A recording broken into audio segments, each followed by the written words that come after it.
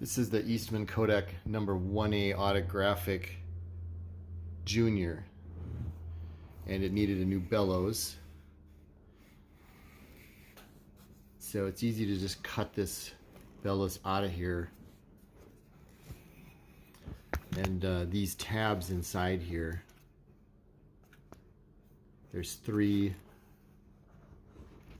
2 top, 2 bottom, and then 3 on the other side. So you need to bend those over like with a screwdriver. The back of the bellows will come out, and up front here there's 4 rivets, and they look chrome, like they would be steel, but they're actually chrome plated brass. So you just want to use a hand drill with a very sharp bit that's a little bit bigger than the rivet head, and just slowly start turning that. Don't use any kind of power drill. You will blow right through those and damage this plate. So once that's out, then you can get a new bellows. There's still quite a few new old stock bellows available. The number 1A Autographic Junior takes a 32460, and I got this one on eBay for around $18.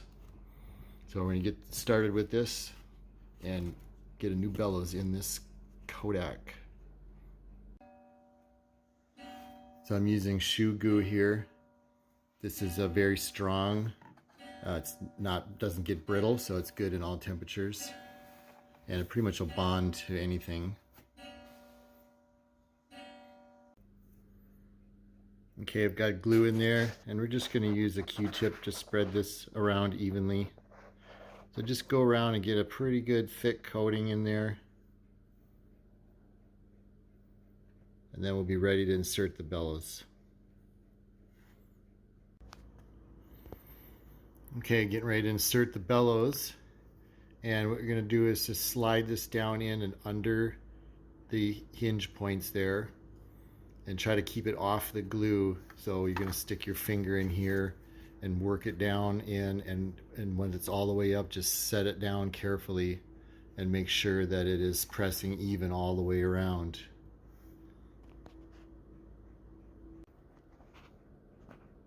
All right, the bellows is in, and I've made sure that it's pushed firmly down all the way around. You want to be real careful not to get excess glue in the folds. So just go around, make sure it's pressed, check the back side. And you're going to get some glue squeeze out here and there. So if you can get as much of that off as possible, that would be helpful. But you need to make sure that this is all the way pressed all the way down.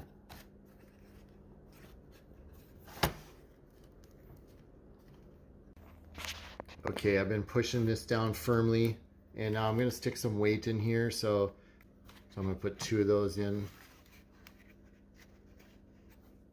Okay, and then I'm just going to close down this over the top of that.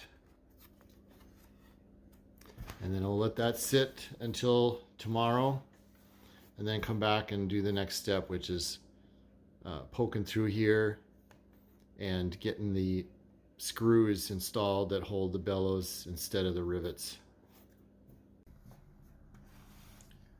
All right, so the bellows of the 1A have been sitting overnight with the glue, and I'm going to take my weights off here.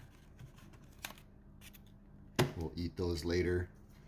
But yeah, look at there. It seems very secure. Let's check the back side here. So check, yeah, all this is hardened up.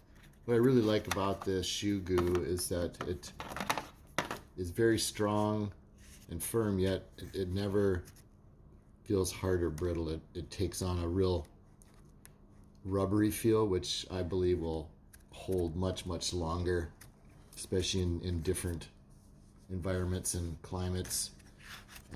So it just kind of maintains a nice rubbery feel to it. So yeah, it's plenty secure. So we want to make sure you clean up any drips or anything there that had gotten over onto the surface here. Just get that scraped off.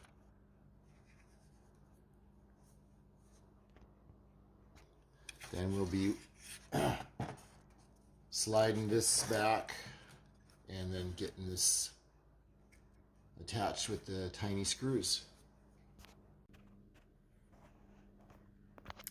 Okay, the bellows is firmly cured up here on the 1A, and so now it's the time to get the bellows attached to the front plate there. So I'll be using number 1 by 3/8, and these will need to be nipped off, but the longer just makes it easier to poke through and get the nuts started in there, and then we just cut them off.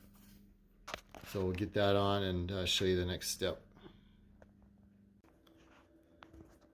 All right, I've got the screws installed, the nuts are on and tight, and now I'm gonna nip those ends off with this heavy duty cutter here. So after you get together, of course, you'll want to check for light leaks by running a flashlight in here in a dark room. Even though this is a brand new bellows, it is new old stock, so I'm not sure how old it is. It could be 50 years old, could be 30 years old. I have no idea when they stopped making these, but you may also have some light leaks around here if you could not get that as tight as the original, and you may have to put some sealant around this gap here. So that's easily done after the fact with some of the same compound or some other type of liquid caulking type material that'll seal that up.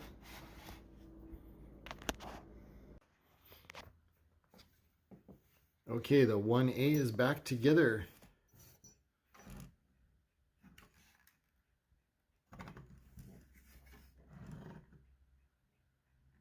The only thing I did here that I was not happy with, it's not a big deal, but I didn't realize that the bellows had a seam or an overlap of fabric that my guess is they probably would have had it on the bottom here when the camera is new. I didn't notice that. I wound up putting it on the top, but yeah, functionality wise doesn't do anything, just doesn't look quite as slick, but yeah, everything's working on this one and ready to go. Hope you enjoyed that and hope that helps you out. Thanks for watching.